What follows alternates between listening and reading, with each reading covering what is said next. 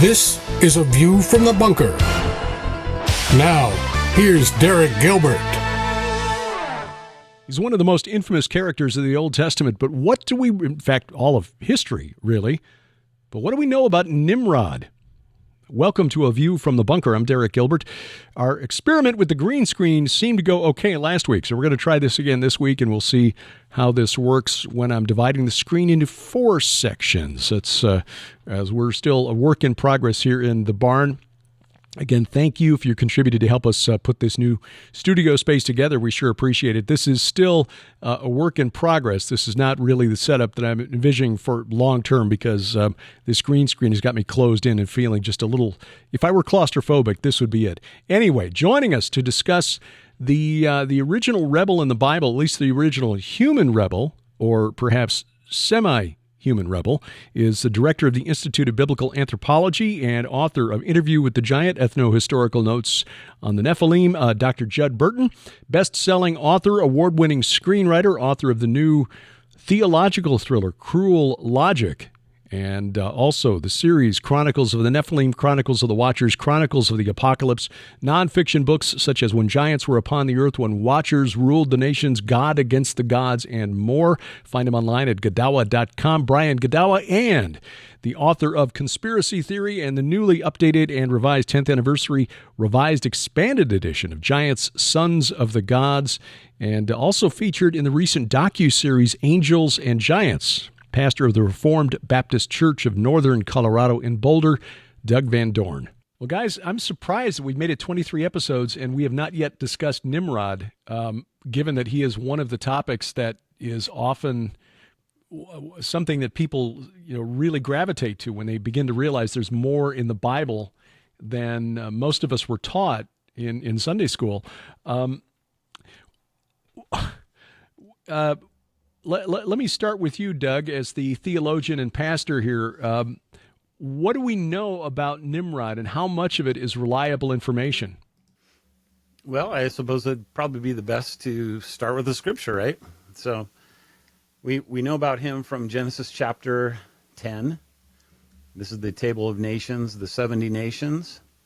And he's really the only guy that gets any playtime at all in the story, except for Peleg, who gets a tiny mention because the earth was divided in his day. But other than that, Nimrod by far and away is the guy who gets the most things said about him. So starting in about verse 8 of Genesis 10, and this is the Hebrew, so the Jewish Bible. Cush fathered Nimrod. He was the first on earth to be a mighty man. He was a mighty hunter before the Lord. Therefore it is said, like Nimrod, a mighty hunter before the Lord. The beginning of his kingdom was Babel, Uruk, Akkad, and Calneh in the land of Shinar. From that, he went into Assyria and built Nineveh, Rehoboth, Ir, Calah, and Rezin between Nineveh and Calah. That is the great city. And then he's mentioned probably a couple more times after that, but that's what we know about him. But it's also worth mentioning and reading, I think, the Septuagint. So now the Greek translation from about 200 BC. And Cush begot Nimrod. He began to be a giant upon the earth. So what they've done there is they've taken the word Gibborim that we find in Genesis 6 related to the Nephilim, which actually the Septuagint translates both Nephilim and Gibborim as giant. And so they're doing that here. And so that gives us a connection to the Nephilim, at least in the minds of the Septuagint writers. And then from there, it's mostly the same. He was a giant hunter before the Lord God. Therefore, they say as Nimrod, the giant hunter before the Lord. And then the beginning of his kingdom was Babylon. And then it lists the rest of those cities as well.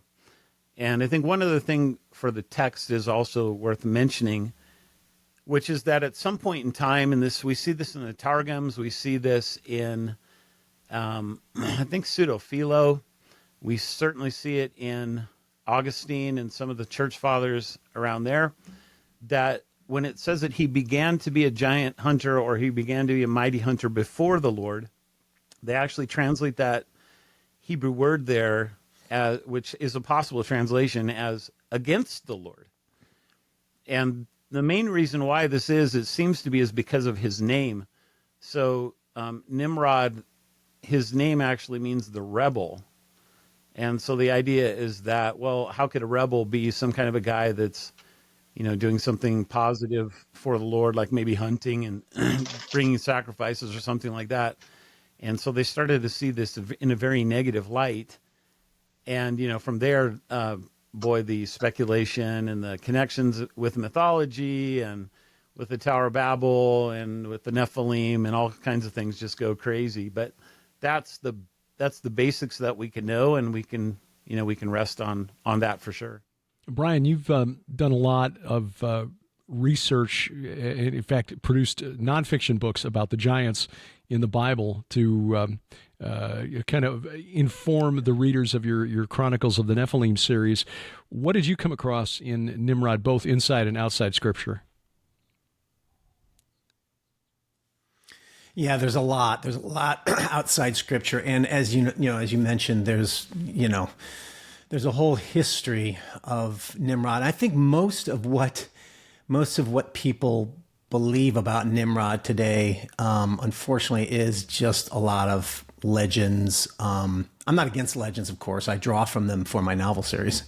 But nonetheless, a lot of legends, and a lot of it goes back to Alexander Hislop's The Two Babylons, where he was an anti-Catholic just trying to, prove his whole thing against Catholicism and such. And, he's been long proven false, and a lot of stuff in there was made up by him. And unfortunately, there's a lot that people, claim about Nimrod comes from there. But, the question is always, who is Nimrod? And there's a few things I think to take into account. The name itself, Nimrod, it's very common for the Hebrews to name people not based on their actual name, but either their own Hebraic version of the name, which could be different. All nations did that. They would have different names for different people in different cultures from their own language. But also, they would, like Doug already said, they would sort of develop a name for that person that they would call, it's called demonizing, right? So Jezebel actually was an example where her name was actually Isabel of Tyre, but Jezebel adds this thing about the dung heap, and Jezebel means that sort of like where, Isabel means where is the prince, and that's Baal. But then Jezebel is like prince of the dung heap or something like that. So, and there's lots of other places in the Bible that I've written about. And Nimrod's one of these where, most scholars think, it's probably a demonization, calling him rebel because they're addressing a very prominent king, but in the biblical writer's eyes, he's deeply negative. So the question is, who was he, in history and legend and all that? And there's been a lot of options. Some of the several major ones is either he's a deity or human, right? And the deity, one of the most popular ones that I've come across in terms of scholarship is that he was Ninurta, which was a Hebrew, what do they call it? Hebrew demythologization of a Mesopotamian god, Ninurta of Sumer, who was a warrior god and also a hunter and all this. And there's been made connections with Ninurta. That's a real popular one with a lot of scholars that I've read. But there's also another one. Douglas Petrovich, I think he's done some really interesting work, and he's an unusual scholar in that he believes the Bible. But he's made an argument that it's Sargon of Akkad. And right. I think he's made some really good arguments for that. He was a guest on this program just a few weeks ago. And made that case. And so we've kind of gone through that with Doug. And I don't agree with him about everything, but he's really made a convincing argument for me. But there are some implications then if we identify Nimrod as Sargon, then that shifts him in history from where I placed him in my books. So we'll talk about that. But there's some really interesting. Gotcha. Yeah, and likewise likewise me as well. But, and then lastly, there's Gilgamesh. And Gilgamesh has also been it's been an interesting one from scholars. And of course, in my series, I chose Gilgamesh. But I didn't do it because I believe this is the answer. I actually am not decided on the Nimrod issue. I think there are some good cases for all of them. But I chose Gilgamesh because it fit the best with the storyline narrative I was using. And, and so in my novel, Abraham Allegiant, I have Nimrod, and Nimrod's in the time of Abraham. And that's another one where people disagree, Nimrod was 1,000 years before Abraham or whatever. But I drew heavily from the ancient Jewish legends. Ginsberg's Legends of the Jews has it, but he drew it from some other texts, some Targum texts, the Midrash, and also a book called the Book of Jasher.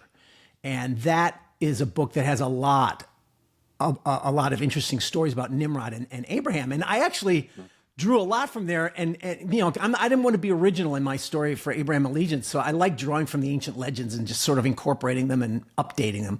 And so there's this interesting stories about Nimrod and Abraham and how Nimrod had a dream about this man who would rise up and displace him. And so he seeks to find him and kill him. And he finds Terah, his father, whose Terah ends up being on Nimrod's, like chief of his army or something like that. And he offers him money to give up his son when he was just born, so he can kill him. And then Abraham, Terah's like, well, what do I do? It's like, because if he's king, so he'll kill me if I don't kill my own family.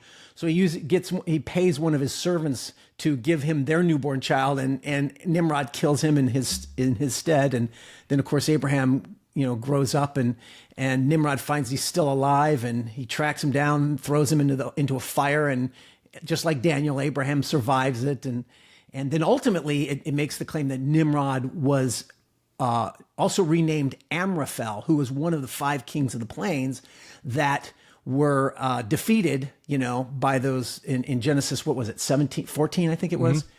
And there was giants connected to all those kingdoms, but this makes the claim that he was Amraphel, which is also not uncommon, to have named different kings in different situations, different names sometimes.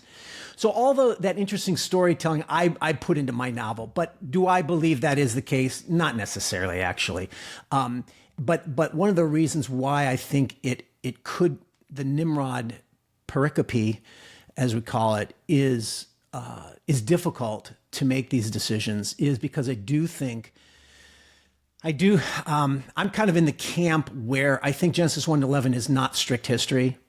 And so, there are some arguments that even the Tower of Babel, and that's the other thing, that Nimrod built the Tower of Babel, which that's not necessarily in the text that we're reading, but it's right. Definitely in the traditions, right?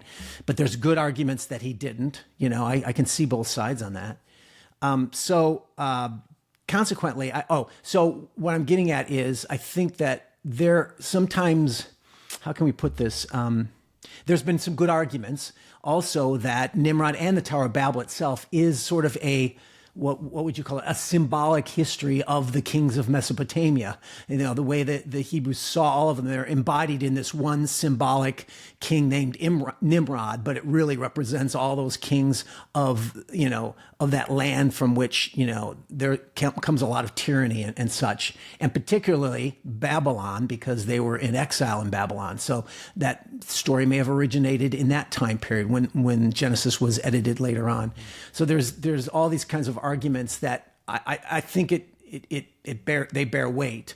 So I don't really come down on any one particular, but those are just some of the characters that I read about. And like I said, I've heard good arguments on all of these, and so I'm interested in hearing what you guys also have to say about it. Well, Judd, your research has been deep into the Nephilim, the Rephaim, the Gibborim, the mighty men, and the connection, as Doug mentioned, with that word between the Gibborim and the Nephilim.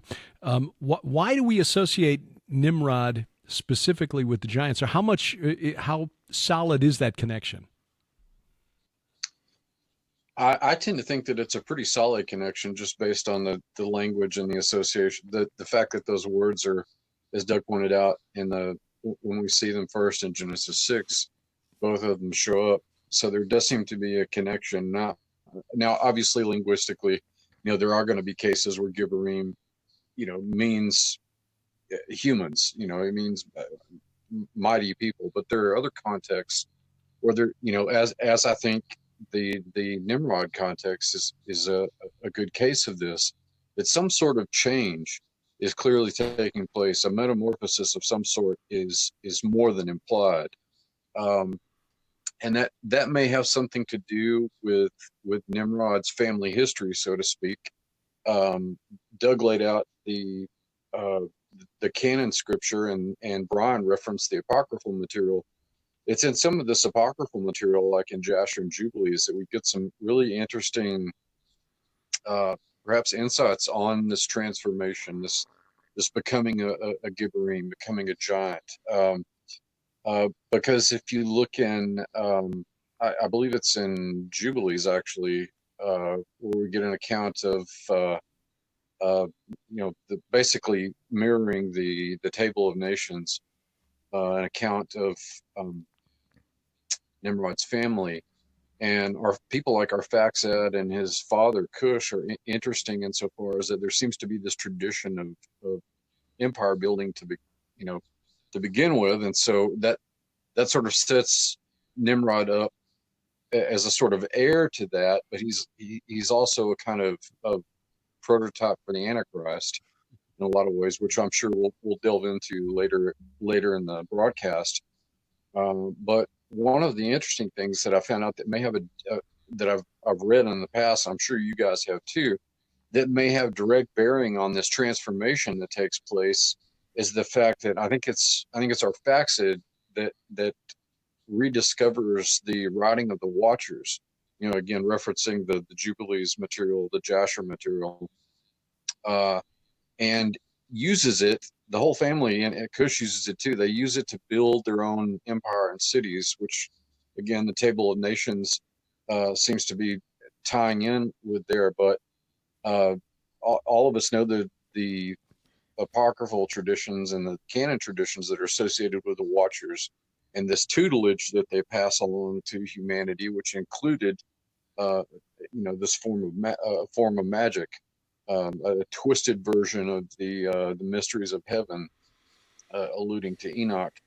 And so I suspect that this is at least part of that equation that we're trying to put together in terms of Nimrod becoming a Gibberim, and then becoming the really one of the earliest, if not the earliest, mega empire builders.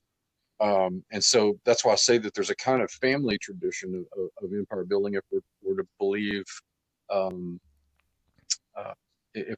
the apocryphal material as kind of commentary on canon material. And another interesting aspect of all of this comes from the apocryphal material as well, and we get this account of Esau being the one who ultimately is responsible for killing off Nimrod, which brings it directly into the patriarchal period. And without chasing too many rabbits here, I wanted to point out another thing that's really interesting about Nimrod, is that if because of this metamorphosis that takes place, we need to take into account that there are certain unnatural attributes that should at least be on the table here that Nimrod can take on, and one of those may be an unnaturally long life, and that could go a long way towards explaining the different names, the different titles and eponyms that are given to Nimrod, such as the aforementioned Amraphel, his association with kings like Sargon in the north, and yeah, there's at any rate, circling back to the giant issue, I think that there's some key insights that can be drawn from the commentary offered by these apocryphal sources on certainly the mechanism via Nimrod's transformation. Or it could just simply be it's not necessarily that he became, but he was the first to be one of these Gibberim, these giants. And by the way, I want to throw in here for another word for Gilgamesh was, First of all, I do. I think that I'm not sure where I come down. Is this Gibberim connected to the giants? But I think it could be in that the last time, later in the time of David, we read about his mighty men being called Gibberim, right? But if you think contextually, it's a good argument to say, well, look, this is right after the flood, and what's right before the flood, the Nephilim are described as Gibberim, and then right after the flood, the first to be a Gibberim, it would make sense that there's a connection there. Absolutely, I think that makes sense. But Gilgamesh was also, that's another reason why people argue for Gilgamesh, because he was claimed to be 2/3 God, 1/3 man. Right. And that he was a giant as well to some degree. And that was another kind of cool connection, And Gilgamesh is known as a mighty hunter in the text, and he was described as a tyrant.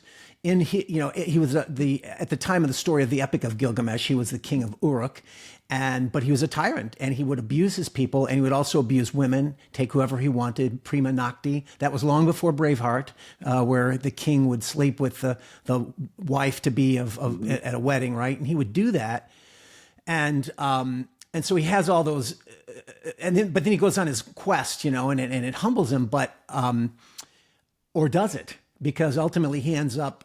There's the flood story, and he ends. The flood story. There's a connection there, right? And he's looking for Utnapishtim, and there's also a linguistic connection between Utnapishtim and Noah, Utnoapishtim. And he seeks him because he's supposed to have eternal life, and he can't get it. So that makes him bitter before God, right? So again, just some more connections that I, on behalf of Gilgamesh, shall I say? I think it's important to kind of step back and say from the biblical text how you could get kind of these three main things that Brian brought up. So you said it was Sargon, right? So here's a guy who would be fully human. And, when you just look at the genealogy of Nimrod, he's coming from, completely human lineage. So that would kind of lend itself towards that sort of an idea. Yeah. But you also then have, like we said here with Gilgamesh, the giant thing is right there, seems to be implicit. So a lot of people went that way. But then you also have the Ninurta thing. And when you go look at Ninurta, he's full God. So you have to go, well, what about that? Well, the thing is that of all these characters, he seems to share the most traits with Ninurta, including very possibly his name could be derived from Ninurta. This is why it makes it so complicated, because in the text itself, you have the name going one direction, you have the giant going another direction, you have the lineage going another direction. Yeah. And so is this guy a composite of characters? Is he representing a host of characters? And by the way, his own thing? And so, that's the reason why this is such a difficult thing to try and figure out. I was just trying to say that, and the Ninurta angle is the one that also supports a sort of, this is symbolic history, not literal history. In other words, he represents the Mesopotamian kingship as the god over those kings, and they're humanizing him, bringing him down because Yahweh is above all the gods, right? And he becomes the symbol of that Mesopotamian region and all their tyrant kings, So that's the argument that the scholars make on that. I find them all really interesting. I love reading all of them. And you can also make the connection into Greek mythology with Ninurta being related to Hercules because of the 12 labors of great acts of Hercules, the 12 tasks of Hercules. Yeah, Ninurta has something almost exactly the same. Yeah. And so here you have possibly just being connected with a great hero from Greek mythology. So, I mean, it's complicated. And like you said, Brian, it's completely fascinating. I had a guy in my church before he had his first kid, and they were pregnant, knew it was going to be a boy. And I said, well, what do you want to name him? He goes, I think I want to name him Nimrod. I said, well, why don't we have a look at Nimrod? I'm pretty sure you don't want to name him Nimrod. So we did that, and it was a pretty funny little study. So this is, as you said, Brian, this a lot of what we think we know about Nimrod, a lot of what is out there in the public domain derives from Alexander Hislop's Two Babylons, which is around 1860, I think, was when it was published.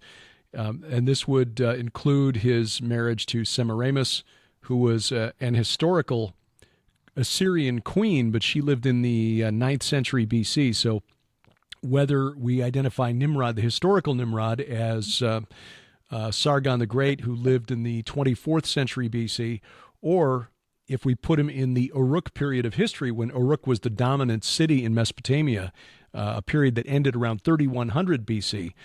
Either way, he was living in the wrong millennium for Semiramis, and the idea that he was the father of Tammuz is just, right out. Hislop was just basically throwing stuff into a blender and coming up with a sort of a supernatural smoothie to use it to try to bash the Roman Catholic Church.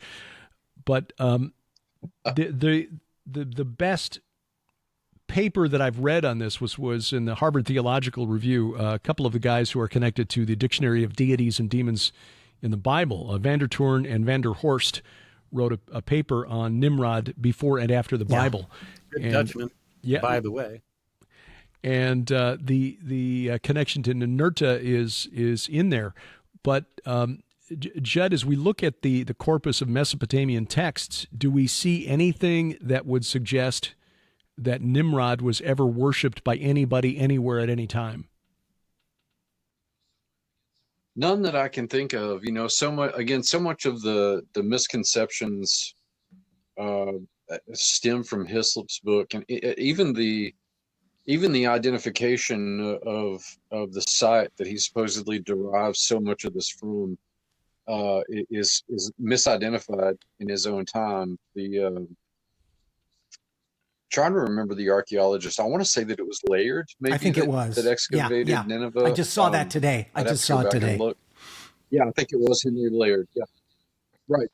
So he identifies the site of Kala, which is referenced as one of the cities in Nimrod's kingdom, as Nimrod or Nimrut, because it was there were local legends and a lot of identifications of sites in the golden age of archaeology in the ancient Near East sort of fall prey to this.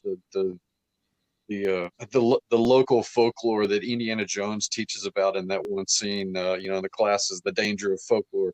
Well, this is one of those. It caused a misidentification of the site, and because Hislop associated so many of these things, with that site, because of the naming of the site, it gets a lot of the imagery from that site. Including no less a trope than identifying Nimrod with Santa Claus, just because of the imagery completely misidentifies the deer and the flora that are represented in it. And I'm trying to think of. I should have a lot of this on my mind because I've been rereading the Enuma Elish.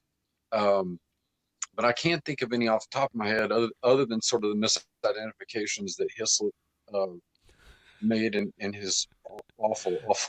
We had actually suggested and I think Mike Heiser may have suggested this some years ago, that we needed to put together an annotated Hislop, because the two Babylons is in the public domain. We could take it and we say, okay, here he was doing okay with what he had to work with, but here he's just right out. Yeah. The sad thing is, because it's become so accepted by so many. I think it would be brilliant. I would say this, though, that I started on that project. You probably would have some good material, but a book that I recommend that is available already is by Ralph Woodrow, right, called The Babylon Connection, and he has written a book where he critiques Hislop. I don't know if it's not annotated like you're mentioning, which would be interesting, but it is quite in depth as well. And Woodrow was one who preached quite a bit. But again, if we're Woodrow had been preaching on the Nimrod. Woodrow had been preaching on the Nimrod as the Nimrod Semiramis connection to the Roman Catholic Church, until he actually started digging into the archaeology and found out that it was wrong, and that's why he wrote that book. I think it might be worth talking about how you can get some of these local legends. And I came across a story where Nimrod supposedly was flying around on a bird above Mount Hermon, and he was dropped by the birds and he was almost killed. And it's like, well, where would you get this from? So, you have the Gilgamesh story where he's very close to Mount Hermon when he goes to kill the giant Humbaba. But there's something really interesting that you find in Ezekiel where it says, all the trees of Eden, the choice and best of Lebanon, all that drink water were comforted in the world below. And you could read that in two different ways. You could read them as a kind of antithetical parallelism, or you could read them as a kind of actual parallelism. So if you're living in Lebanon and you have some sort of a reason to say, hey, we are where the Garden of Eden was. Well, here's Ezekiel just proved it. See, the trees of Eden, the best of Lebanon. Garden of Eden is here. All of a sudden, then you have the Syrian fathers. So this is later, third, fourth century. They start writing about this cave of treasures that's on top of basically Mount Hermon. And this is where Mount Eden was. And the sons of Seth never really left the Mount Hermon, and all the children of Cain go below it. So the reason I'm bringing this up is because there's all these legends of Nimrod having built Baalbek. A lot of people will say this, right? Well, where's Baalbek? It's in Lebanon. Well, where would something like that possibly arise? I mean, it's possible, I suppose, that it's true, but it's probably more likely that you have a kind of a localizing of a myth, of a story in your own neck of the woods. Because, I mean, there's a lot of reasons why somebody would do that. And you can justify it with a text like this. And that's another reason why the story of Nimrod becomes so confusing and also so interesting when you trace him through history. I think you're right, Doug. Another example of that preservation of that tradition in the region would be the fortress of Nimrod, which is just down the road from Panaeus. That was built by, I think, I think either the Mamluks or the Umayyad, that's Umayyad with an M, not a B, were the ones that built that. But there's another example of those traditions being preserved. So people will look at that in the area. Yeah. And that's a late one. That's a people will look at that. That's and a crusade. There's been a fort there since ancient times. So obviously Nimrod was here. Yeah. I saw some graffiti that he left at the fortress, and it said Nimrod was here. I'm kidding. I'm kidding. I didn't. See that. It is an interesting site, and you can understand why that castle would have been there, because it guards a very important road that connects Tyre to Damascus. So the Greeks, I think, are the ones who built that castle, and then it was rebuilt by the Crusaders later, and then the Mamluks took it over. But because of the size of the castle and the location, connected to Mount Hermon, it's not too surprising. We often connect, and again, this has already been mentioned, so we need to dig into this, I think, because if Dr. Doug Petrovich is right in identifying Nimrod as Sargon the Great in the 24th century BC, and Sargon, you could argue, was the first empire builder in history. He connected the Persian Gulf, his kingdom connected the Persian Gulf to the Mediterranean. So he would have been in the vicinity of Baalbek at some point. We connect Nimrod to the building of the Tower of Babel, but when you read the Bible, it's not explicitly mentioned in Genesis 11 that it's Nimrod who did it. We do see in Genesis 10 that the beginning of his kingdom was Babel, bearing in mind that word Babel in Hebrew can be translated Babylon. And so you've got to, watch the context. I mean, is it referring to one or the other? Because either way, if we place Nimrod in the Uruk period of history, which ended 3100 BC, about 700 years before Sargon the Great, rose to power, Babylon itself was not founded until a couple hundred years after Sargon died, and it didn't become a mighty kingdom until the time of Hammurabi in the 18th century BC. So, 600 years after Sargon was really when Babylon became great. So we actually saw this, Derek, in the Hebrew text where it says the beginning of his kingdom is Babel, right? And the Septuagint said the beginning of his kingdom was Babylon. Correct, right. So there's a conflation of those two, which is how we blame Nimrod for the evil of Babylon, when regardless of where you place Nimrod, whether it's in the 4th millennium BC or 3rd millennium BC, he's still in the wrong millennium for the founding of Babylon. But Babel, and I know Doug Petrovich agrees with this identification, was probably the ancient city of Eridu, which was where the temple of Enki, the lord of the Abzu, lord of the abyss, had his temple. That was a very important religious site, even down to the time of the Neo-Babylonian kingdom of Nebuchadnezzar in the 6th century BC, where they still identified themselves as the king of Eridu. Hammurabi was crowned at Eridu, reportedly, even though it's like 400 miles away from Eridu, which is on the shore of the Persian Gulf. So there was a real serious, significant spiritual importance connected to Eridu that would that we don't know about today, because most people have never heard of Eridu, and we just assume that because Babel and Babylon sound alike, it must be the same. The thing is, if Nimrod lived it was Sargon, then he probably did not build the Tower of Babel, because again, that seems to have been done at the point during the Uruk period of history, because according to the archaeologists who dug at the site of Eridu back in 1949, they found that it was abandoned right at the end of the Uruk period. And interestingly enough, it appears that while they abandoned it, after they abandoned it, it was very quickly covered over by sand dunes, just as we record in Genesis 11. They left off building the city. So how does that influence our understanding of Nimrod if we disconnect him from the construction of the Tower of Babel? Well, as a maybe as a qualifier to where we take the discussion next, the problem you run into with the scenario of a central or southern Mesopotamian location for Babel, whatever it is you can't really make a good case for a universal language at that period.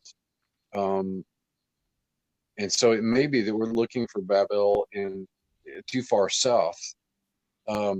Linguistically, if you're looking for an approximation of that, I think probably temporally a better place to look, a better time to look, is when the Proto-Indo-European language shift is taking place.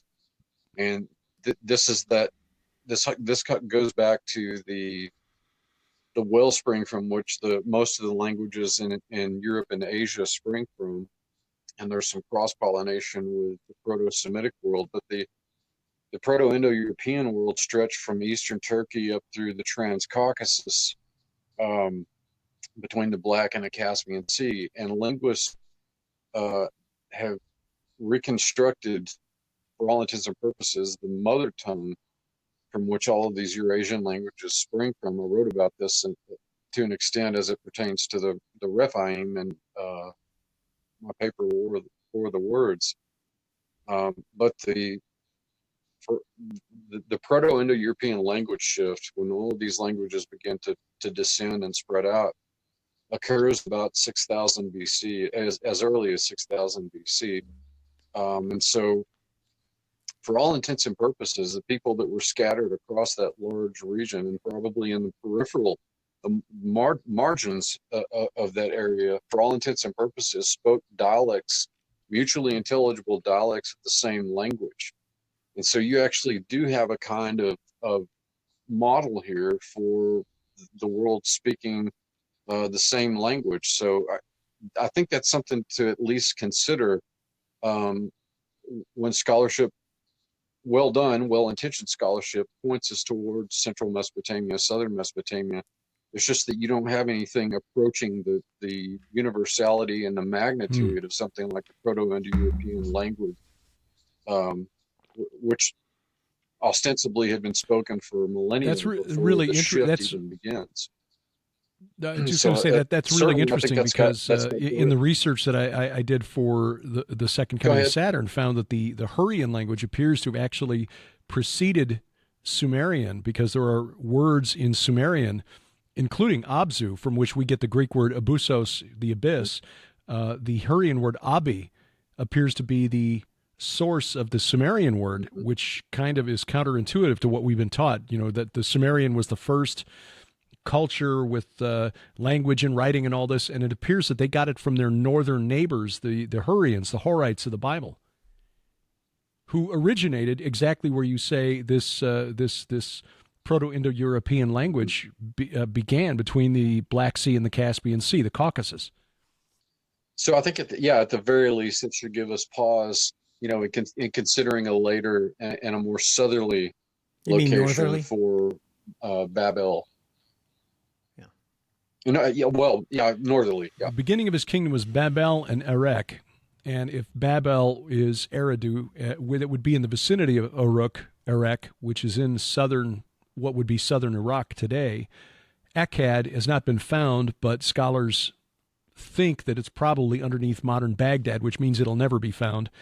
And then going further north, this would seem to follow or track with the military career of Sargon. If we start with Sargon, as something coming from the south and expanding his kingdom northward, but would also track with, if we go back to the idea that Nimrod was in the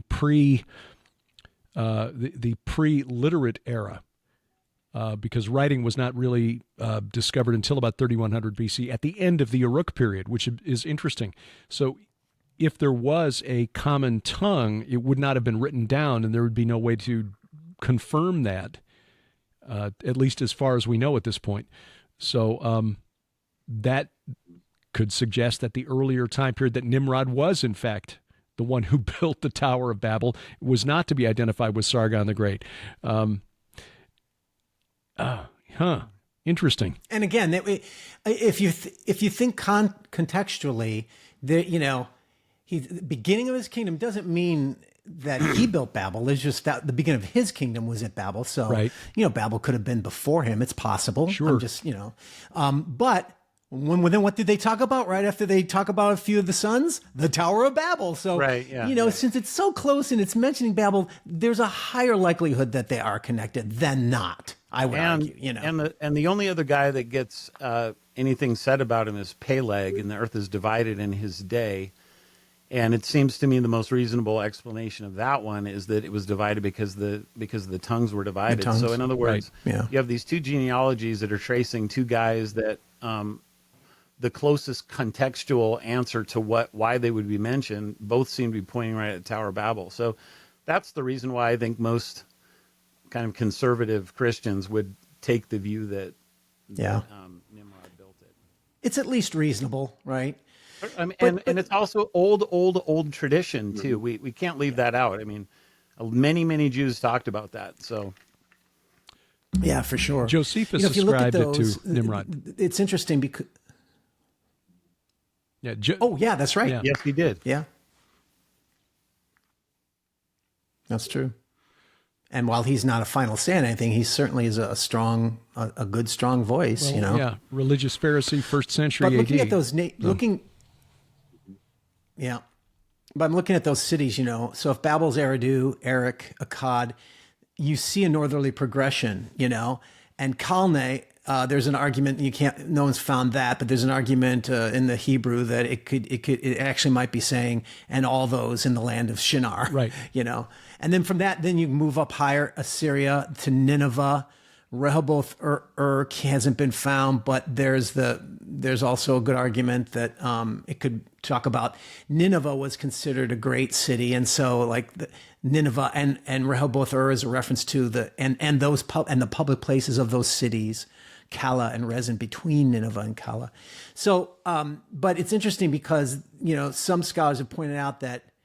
And I wouldn't know the dates as well, but the impression of what I've seen is it does show a progression. The argument I could make, you could say that it's either a symbolic expression of the history of that region, right? Because Eridu was more primary, and then Uruk arose out of that, and then Akkad was later. So you see this progression, and then Assyria and coming to power, and Nineveh being in power is much later. So while you could argue, no, these are just the beginnings of those cities established by Nimrod, but it's interesting that they also tend to show a from south to north progression. Yeah, that could be, the argument could be, well, that could be a progress of conquering, but it could also just be another, like I said, it's an expression of a symbolic expression of the history of Mesopotamian region, embodied in this, this mighty hunter that, like, all the kings were referred to as mighty hunters, but I also think there's a good argument that that whole mighty hunter thing, it's like, in the context of these cities, it could be read more as a slaughterer in the face of the Lord, meaning, he establishes this power. If he's tyrannical, this first to be a mighty man in the negative context of rebel. And if it is tyrannical, then it would make more sense that he's like a slaughter of human beings in the face of Yahweh, which would make sense coming out of the flood. And it's sort of like he's a rebel in the face of God, so, and then, therefore, it is said, so there's this saying like Nimrod, a mighty hunter before the Lord. It's like, it's sort of arbitrary, like, oh, that guy's a good hunter. He's like Nimrod. It would make more sense if it's like, no, that king is like a Nimrod because he's acting like a Nimrod who was a slaughterer before Yahweh, that, I guess what I'm arguing is I think that the context lends itself towards those kinds of, those kinds of negative tyrannical sort of language rather than just a mere hunter. Mm-hmm. As Ninurta was a hunter and they were all hunters, sure, but it just seems to be more to it than that to me. I want to ask you guys a question about Nimrod becoming a Gibberim. So in a lot of these Nephilim circles these days, you're hearing things about how Nimrod was human and then through some sort of transhumanism act or occultic ritual or some kind of marriage with the gods or whatever it is, he transformed himself into something that he was not, namely a Nephilim or something like that.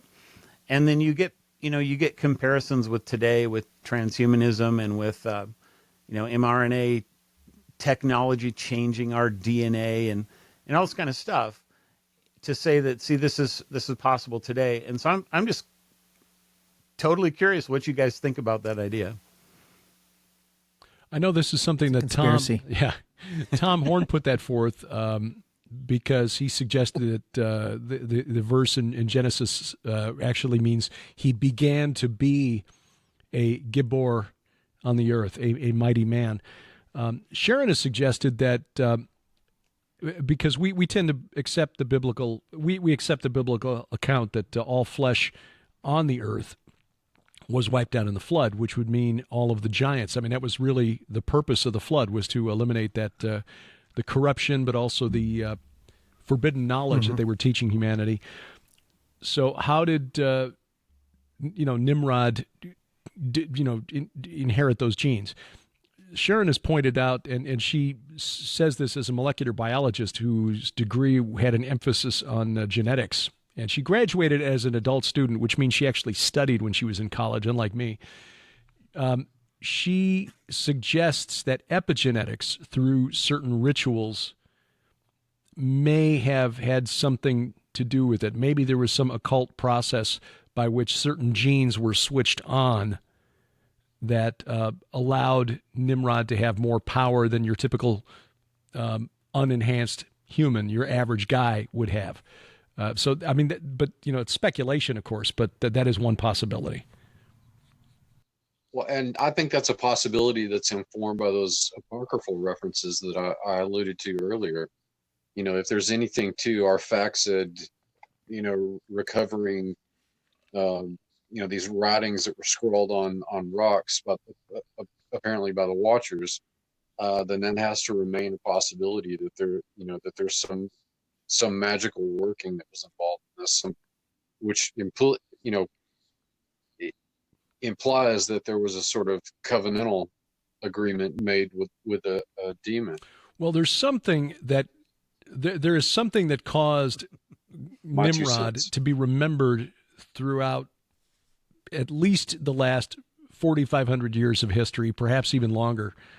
I think it's really interesting that when the great powers of, who survived World War I, the French and the Brits, as they were carving up Mesopotamia and drawing these lines on a map to create these countries out of whole cloth.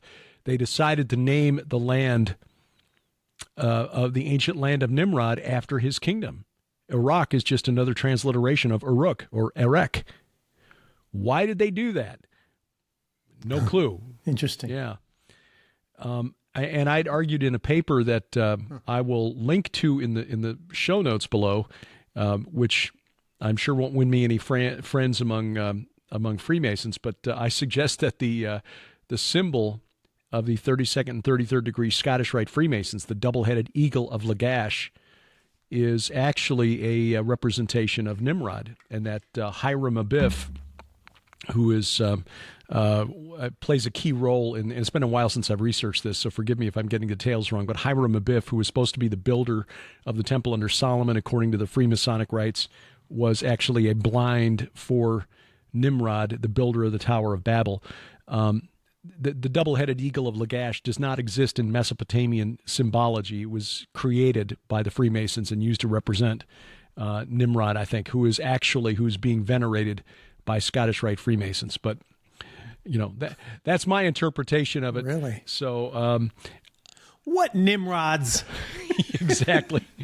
What's What really Nimrods? what is really interesting is that in Armenian legend, the founder of Armenia, whose name is Hayk, Hayk, is supposed to have been the one who killed Nimrod in their legend. And Hayk is the son in their stories, the son of Togarma. That's right. The biblical Togarma. So Beth Togarma, which is Armenia in the biblical account, Togarma, the son of Gomer, the son of Japheth, apparently Hayk, Togarma's son, according to the Armenians, is the one who killed Nimrod. In fact, when you go to the capital of Armenia today, in Yerevan, there's this massive statue of Hayk drawing his bow, getting ready to kill Nimrod. I have a follow-up question for you guys. This one's especially for Judd here. So I would be remiss if I did not ask this after what I just asked. Well, and you and I have talked about this a little bit, Judd, but I don't know if we've talked about this on our show or not, but several years ago, it's my understanding that they went after the body of Gilgamesh. And they found the tomb, they thought, right? They found the tomb, and some think that they actually found his actual body. And you have told me that there's a couple of other of these demigods that they were looking for, may have found as well. And my question is, if Nimrod was Gilgamesh, so you obviously have to presuppose that for this question, but if it was, and if there's anything to this idea of him becoming a mighty man, do you think, first of all, can you tell us a little bit about the archaeology with him and maybe a couple of these other guys? And then second of all, do you think there could be anything to the idea of them looking for his body for some kind of nefarious purpose that might bring back this ability to become a Gibborim? And I'm asking this again because I hear this all the time with people in these circles, and I think it would be great to get some kind of an informed opinion on it for folks. Yeah, I remember exactly where I was when I read that article from the BBC back in 2003.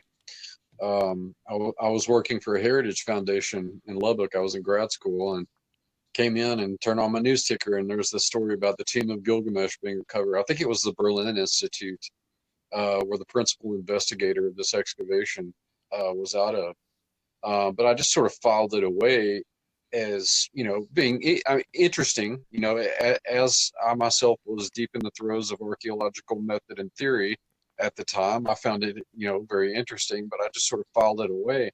I didn't really think about it until 6 weeks later when, we all start learning about the invasion of Iraq. And I thought, that's kind of interesting timing.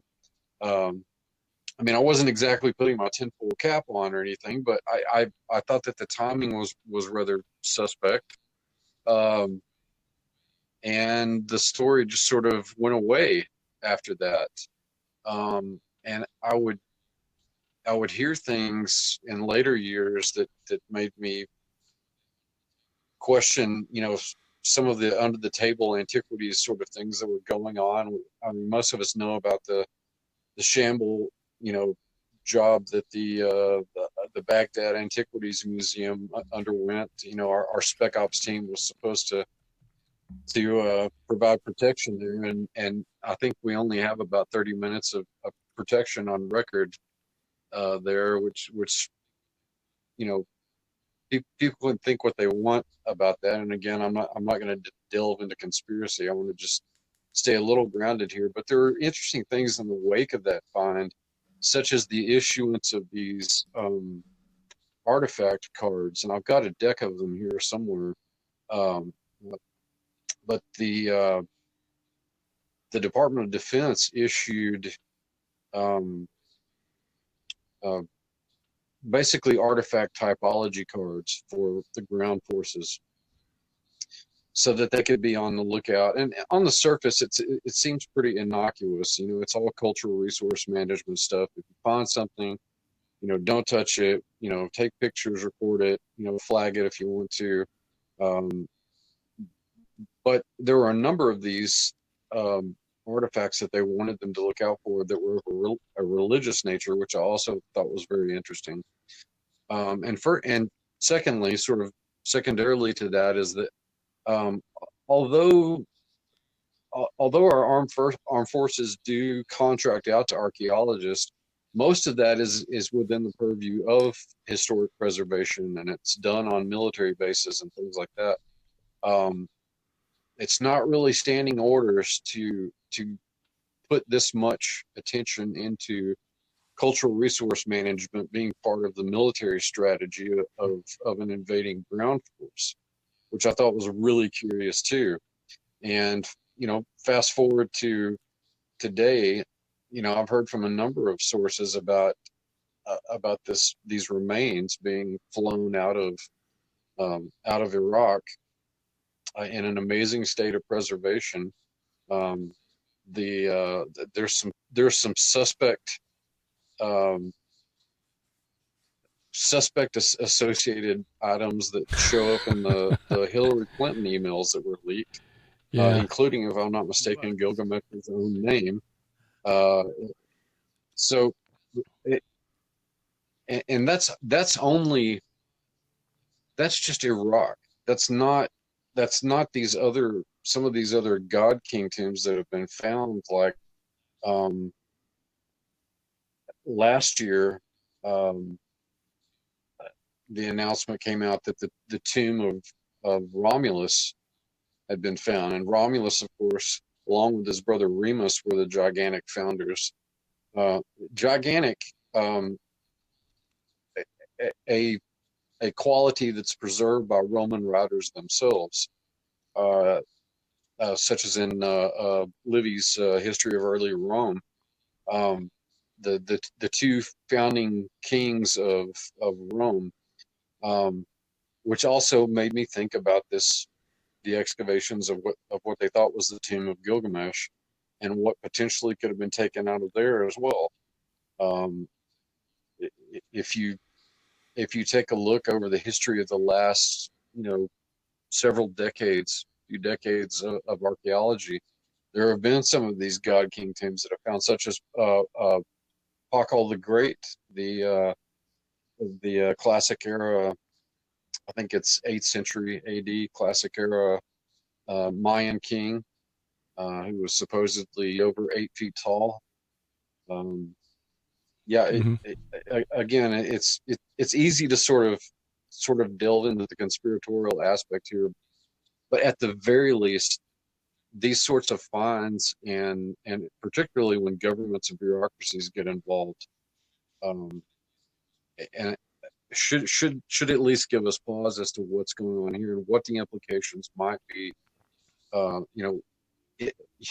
Let's just say that they did find Gilgamesh. Why in the world, you know, what use would the Department of Defense put the remains of Gilgamesh? I mean, the actual weaponization is kind of horrifying. You know, again, if we're using the Bible and the biblical material here as our point of reference. I did some digging into this because disturbing. It is pretty sensational, and I didn't want to be repeating something that couldn't be documented. Here's the paper written by the guy who actually did that research. Okay? Jörg Fassbinder. I'm probably mispronouncing his name. And I looked it up, and I've read the paper. They didn't, according to Fassbinder, they didn't actually dig anything up. What they did was magnetometry to find magnetic anomalies in the soil so they could map the city of Uruk. And what they found was a building in what was formerly the course of the Euphrates River that seemed to match the description of the Tomb of Gilgamesh in the Epic. They didn't actually dig anything up, at least not officially. Fassbinder never said they dug anything up. In fact, the American Society of, they used to call it American Society of Oriental Research. Now it's American Society of Overseas Research. He's got an article Fassbinder did in 2020. So they've actually gone back to Iraq, and they've done more of this magnetometry at Uruk within the last 3 years. So I'll put links to those articles in the notes. People want to look at those. But as far as any hard concrete evidence that Fassbinder, his team, actually did any excavating, no. He never said that he did. Now, is it possible that spec ops teams went in and did something and didn't tell us about? Yeah, I suppose so. But we don't know. We can't document it. And I suspect that anybody who's claiming it as making a statement of fact out of it doesn't have any firmer documentation than we do. What we know is that the German team who was written about in that BBC article in 2003, because I remember that article too. When that popped up, it was like, whoa. I mean, this is archaeologically, this is a tsunami. But then when you read the article, they didn't actually dig anything up. They just ran their little scanner across the sand and they mapped out the anomalies so they could map out the city walls. They could map out the walls of the buildings. So that's what they did at Uruk. Now, again, was there, and I would suggest too, is even if they had found the building, how would they know? And also in southeast Iraq, which is kind of wet and hot, which is not ideal conditions for preserving biological remains. The odds that they would find any usable DNA, and again, I speak as the husband of a geneticist, or one who's got a degree in molecular biology and knows biology and knows a little bit about genetics. The odds that they'd find any usable DNA is vanishingly small. So it's interesting to think about the possibility. Well, it would have to be preserved. It would have to be sealed, in something that was basically airtight. Again,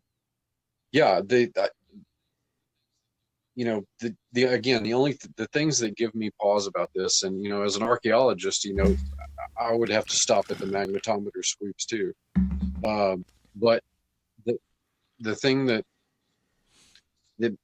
again, another thing that gives me pause is a good friend of mine that I went to grad school with. His grandfather was in the OSS, the predecessor to the CIA, and my friend and I have had many conversations about this because his grandfather was a really interesting guy. But he remembers vividly because they watched this film over the course of his childhood, but he remembers the first time that he watched Raiders of the Lost Ark with his grandfather. And again, I'm not trying to sensationalize this. This is basically oral history.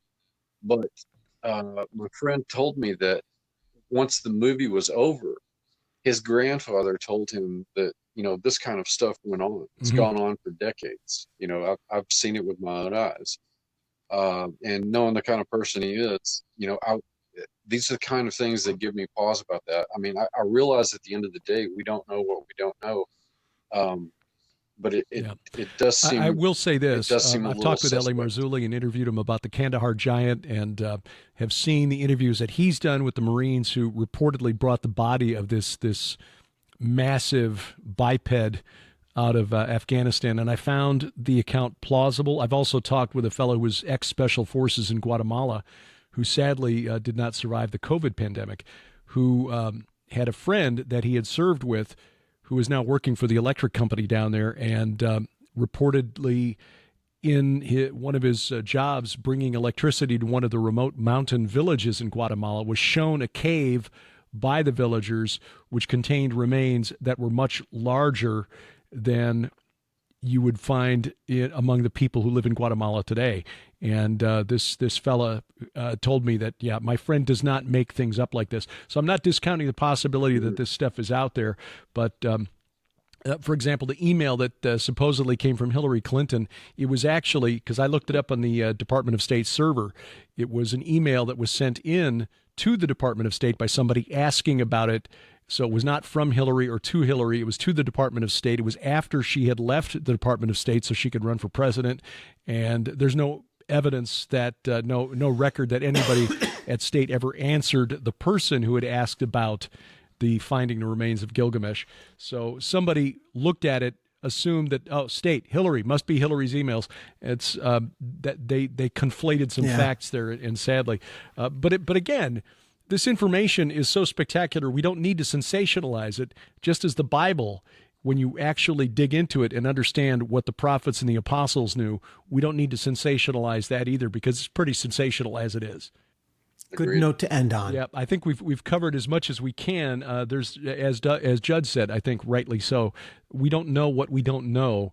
But certainly there's a reason that he is mentioned later in the Old Testament as connected to the land of Assyria, whether he lived in the 4th century BC, 3rd century BC. There's something about him that means he's still remembered to this day. And again, if I'm right in my research, that there are secret societies today who still hold him in some high regard for some unknown reason. Please check the show notes after you're done watching or listening to the program for links to the websites for Doug Van Dorn, Judd Burton, and Brian Godawa. And fellas, coming up, it'll be our 2-year anniversary with the next program, and I look forward to it. Check the show notes below this video or this audio, whether you're watching or listening, and you'll find links to the websites for Doug Van Dorn, Brian Godawa, and Dr. Judd Burton. And coming up, an epic holiday fail from Kmart in Australia. Details on a couple of conferences coming up, and our Israel tour as A View from the Bunker continues straight ahead.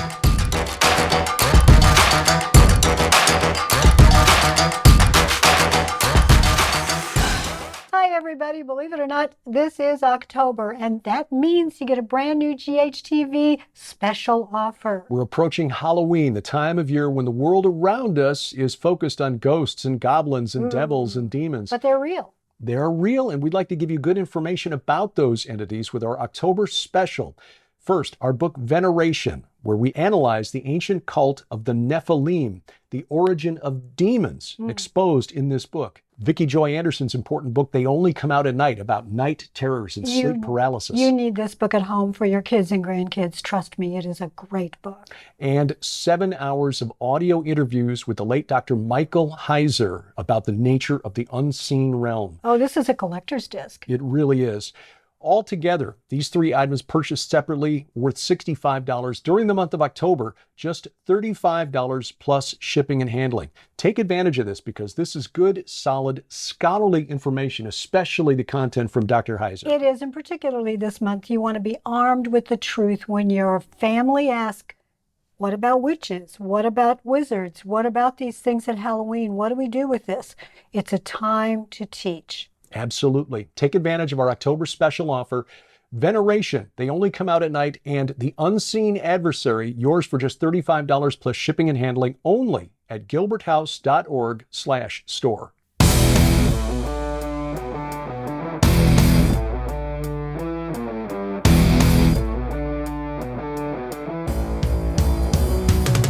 Driving the internet to think. This is A View from the Bunker. I'm Derek Gilbert. You'll find us online at VFTB.net.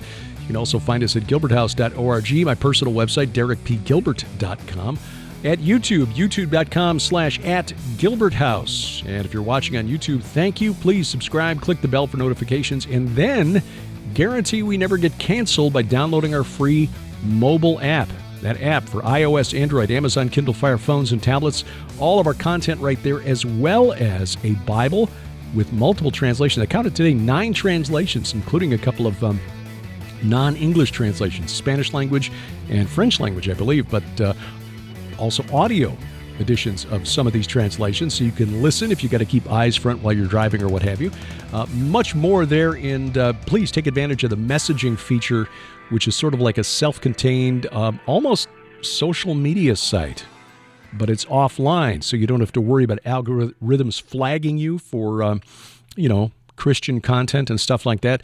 You'll find the app at vftb.net. Look in the top menu bar, or go to gilberthouse.org/app, and you can get that there. Also, for your big screen, get our Roku or Apple TV versions, which will throw all the video right up on your big screen. Now, you can do it from your mobile device, too, using Google's Chromecast or Apple's AirPlay, but easier to do it if it's coming right into the Roku stick. So take care of that, and we will be good to go. Well, Kmart in Australia had to issue an apology because of an item that they had rolled out and featured for Christmas this year. Apparently, somebody thought that this would be rather cute and funny. Put an image of it up on the screen here so you can see it. You can see right away what the problem is with this little holiday device. Christmas-themed bag for hams, perhaps to give as gifts to friends, loved ones, what have you, but emblazoned with the label, Merry Ham-mess. Yeah. Now, it's not spelled the same way as Hamas, but it's close enough. Now, I would suggest, as a Bible-believing Christian, that this is kind of tacky at best. I mean, all right, yeah, you're trying to have a little joke here, and that's, Christmas hams are a traditional thing in many households, but still kind of tacky at best. Now, giving Kmart benefit of the doubt, this is the kind of thing that you plan months and months in advance. So this was in the pipeline long before the horrific events of October 7th, so there's no way Kmart could have known this was coming. And to their credit, Kmart Australia said, we take full responsibility for this. We apologize. This was a mistake on our part, and they are pulling the Merry Ham-mess bags off the shelf. But like I said, at the very least, come on. Maybe we should treat this holiday, and setting aside the fact that we know that December 25th was not the birth date of Jesus of Nazareth, all probability September 11th. Just set that aside. The early church, in trying to calculate the date of Christmas, they based their calculations on the wrong date. They thought that Jesus was crucified on the 25th of March, and there was a tradition among the Jews that famous prophets were conceived on the same date as their death. No biblical support for that, just a traditional thing. March 25th wasn't even anywhere near Passover in the year 29 AD or 32 AD. So how they came up with March 25th, we don't know. But just add 9 months to that. That's where you get December 25th. Innocent mistake. But it is a time of year when we can say Christ, and the culture kind of lets us get away with it. So let's use that to our advantage, but maybe let's treat it with a little more reverence. So Kmart Australia, bless your pointy little heads. We're looking ahead to the new year now, as our travels for this year are complete. We are going to spend the next few months, finishing the setup inside the barn here, but also getting busy at writing. We've got a couple of writing projects, several actually. Sharon and I both working on novels. Sharon working on novel number 9 of the Red Wing saga. I'm working on a follow-up to The God Conspiracy, working titled The God Game. We've also got a nonfiction book in the works that will come out from Defender Publishing in 2024 called The Gates of Hell. Got to get busy on those. Sharon's now got her writing space set up. Mine is on the other side of the green screen here. And so we will be working on that through the winter months. Come next spring, we got a couple of things in the works. The Skywatch TV, the Gilbert House Ministries Tour of Israel is still at this point scheduled for March 31st through April 9th. But we're going to make a decision on that very, very soon. We've got a busload of people who've already committed to the tour, but we're not going to take people into a war zone or an area that's not secure. And Lipkin Tours doesn't want that either. So we will make a decision soon. If we need to postpone, we will let you know the new dates probably within the next 2 or 3 weeks. But as of now, we are still praying that the situation will resolve, security will be restored, and that March 31st through April 9th, we'll be there with our special guest, Timothy Alberino. If we're not there, there's a good chance we'll be in Dallas, because I had agreed to produce a video presentation for Hear the Watchmen for their Prophetic Signs in the Heavenlies conference scheduled for April 5th through 8th in Dallas. That's the weekend of the total eclipse of the sun, which crosses the United States that weekend. This is 7 years after the total eclipse that took place in August of 2017. Here, the Watchman was in Boise, Idaho for that one, and we saw the total eclipse then. We'd like to see it again in Dallas in 2024 if we're not in Israel.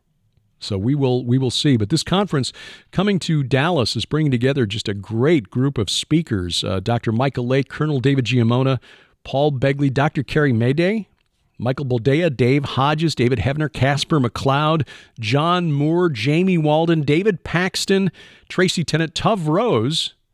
Look forward to meeting him.